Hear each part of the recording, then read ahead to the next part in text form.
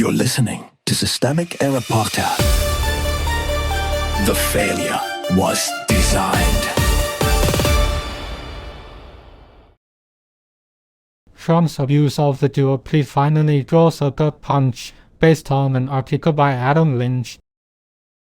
Trump's Senate problem is not dysfunction, it's blowback. Retribution is the program. The source article is about Senate Republicans resisting Donald Trump, but the real story is simpler. Trump turned logic into a weapon, then acted shocked when the people he burned stopped behaving like servants. Senate GOP resistance is not a mystery of temperament or process, it is consequence. The power he still cannot fully command. Trump holds the presidency and the megaphone. He does not, however, command a Senate caucus that has absorbed years of primary threats, ideological purges, and public humiliation. Thune is catching the blame because he is standing in the way of Trump's demands, but Thune is not the source of the conflict. Trump is. The article makes clear that Trump wants Republicans to cancel the obvious reasons, muscle through the Save America Act despite lacking the votes, and even kill the filibuster outright. That is not legislative strategy. It is caution dressed up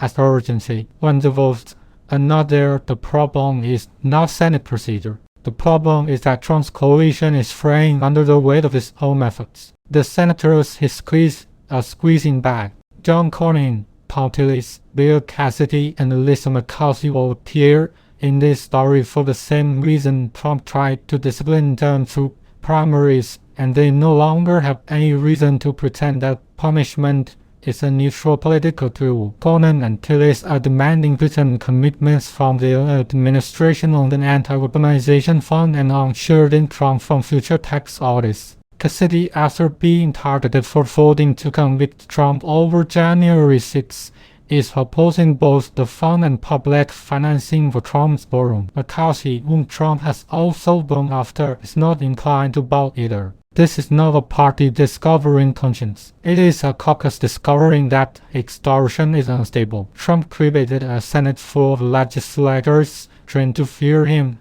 then discovered that fear is not the same thing as obedience once the members are lame ducks, survivors, or political dead ends. The framing hides a cause. The article correctly identifies the immediate villains, but the deeper issue is the framing. Republicans prefer that the Senate is failing Trump, or that senators are being difficult for reasons of personality. That is misdirection. The breakdown is offered by Trump's own habit of punishing deviation and demanding submission as a price of political survival. When he threatens primary challenges against his own senators, he weakens his ability to count on them later. When he elevates revenge over coalition maintenance, he doesn't add discipline, he adds fragmentation. This article's most useful insight is that this is not accidental damage. It is the operating system. What this story really shows, the latter pattern is authoritarian politics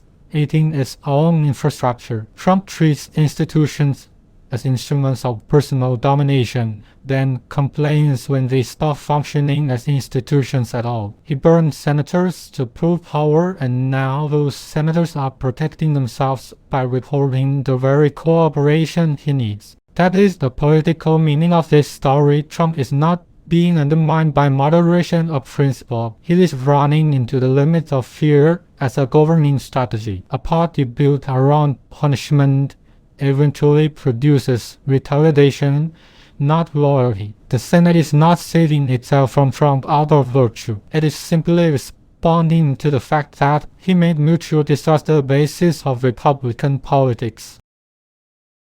You've been listening to Systemic Error. Thanks to Alternate for today's article. With the automated voice of Diana, thanks for listening.